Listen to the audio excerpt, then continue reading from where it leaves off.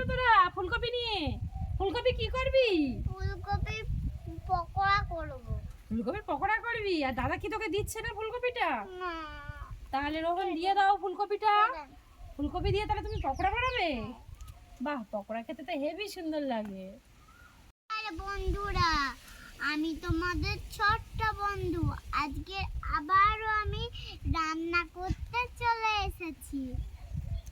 আজকে আমি বানাবো ফুলকপি পকোড়া। ফুলকপি পকোড়া বানানোর জন্য এখানে নিয়েছি বেসন, নুন, এখানে হলুদ গুঁড়ো, লঙ্কা গুঁড়ো, কালো জিরে। প্রথমে ফুলকপিটাকে কেটে ভালো করে ধুয়ে নেব। তুলে দেখা এটা তো বাবা হাতে দেখা। ফুলকপি কাটা হয়ে গেছে, ফুলকপি কাটা হয়ে গেছে, এখন আমি তুলে নেব। ভালো করে ধুয়ে তুলে নেবো। ভালো করে ধুয়ে এখন আমি বেসনটাকে গুলে নেব। ভালো করে ঢেলে দে।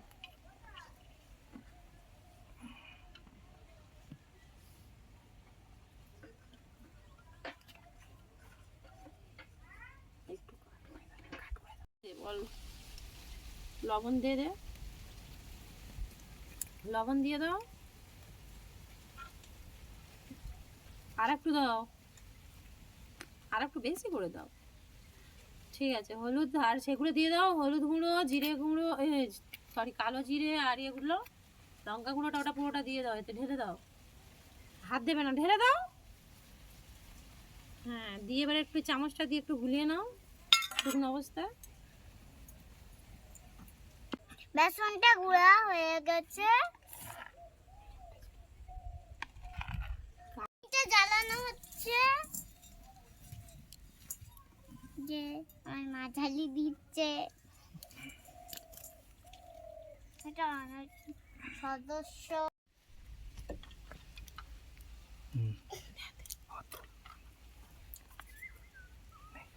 তেল দিয়ে দেবো।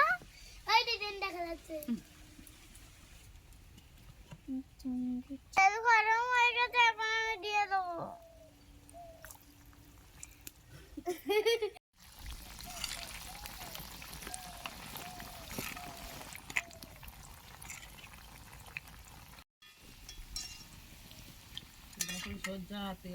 পোলাগুলো হয়ে গেছে, এখন আমি নামিয়ে নেব।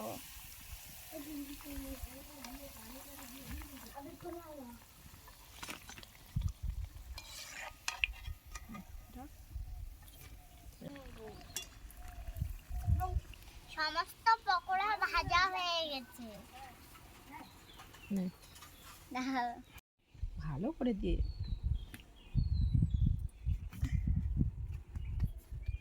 রিমু খেতে একটু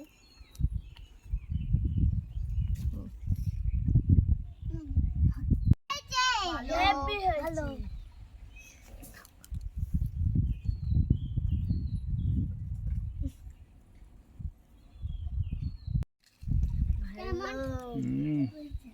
বাপে